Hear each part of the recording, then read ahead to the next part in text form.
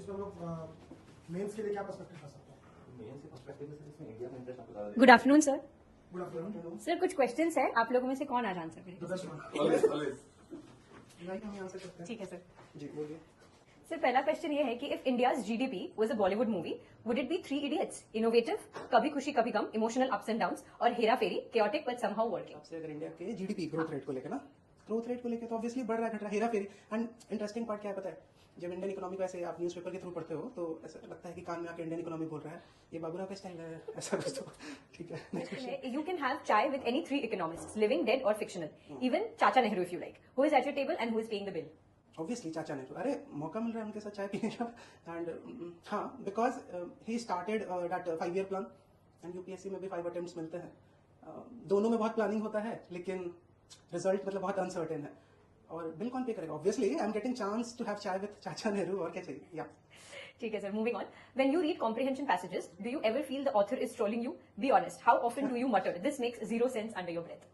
हाँ, एकदम मतलब हर बार लगता है ना कि मतलब ऑथर आपसे पूछना चाह रहा है कि भाई है हिम्मत, डिकोड करके दिखा इसको। मेरा कहना है कि क्यों इतना डेप्थ में जाना है, पूछ लो ना, सिंपल, थोड़ा सा रहम कर लो बच्चे पे। हाँ सर, ये बात तो सही है. If UPSC asked you to write a meme instead of an essay on aptitude, what would your caption be? Caption को आप रीफ्रेज कर लेना, लेकिन शायद हम आइडिया दे सकते हैं कि पूरा एथिक्स का सिलेबस खत्म होने के बाद भी हमको पता नहीं चलता है कि हम एथिकल मॉरल हैं या नहीं है।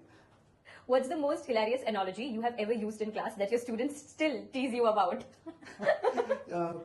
ये तो हम नहीं बताएंगे, ये आप पूछना एस्पिरेंट से, मेरे बच्चों से ही पूछना, right? They will answer this question, आपके कमेंट बॉक्स में ये बता देंगे वो लोग। हाँ, हम हिंट दे सकते हैं, हिंट दे देते हैं, लाइक हम लोग पढ़ रहे थे एक बार लीगल टेंडर मनी, खिड़की, चाय वाला, फिर जैकलिन फर्नांडिस। या बच्चे को समझ में आ गया, दे विल आंसर दैट। एकदम सर, मुझे भी समझ में आ गया है. So moving on, let's say the world's balance depends on one thing: your economic lecture or Shaktiman's super spin. Who saves the day first, and how would dramatic the background music will be? Background music, अच्छा, obviously मेरा lecture ही बचाएगा।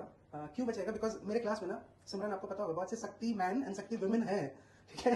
तो जब obviously शक्ति man शक्ति women है मेरे class में, तो वो लोग बचा लेंगे। एंड जब वो लोग बचाएंगे ना इकोनॉमी को, तो बैकग्राउंड म्यूजिक ऐसा होगा, पता है? Can you guess this?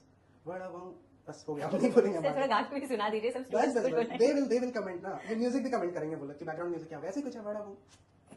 So last question आज का, what does EduCrack mean to you? I think it is more than a platform जहाँ पे सिर्फ पढ़ाया नहीं जा रहा है, बच्चों को तैयार किया जा रहा है कि सिर्फ वो यूपीएससी का सिलेबस ही कवर ना करे, लाइव जो चैलेंजेस हमारे सामने रखेंगी या रख रही हैं, उसको भी हम कैसे अच्छे से फेस कर सकते हैं। सो एडुक्रैट इस पे फोकस करता है, and the best part is कि एडुक्रैट को हर एक बच्चे पे, हर एक एस्पिरेंट पे पॉसिबिलिटी देखता है। सो या that's it. Thank you sir, thank you for your time. Thank you so much.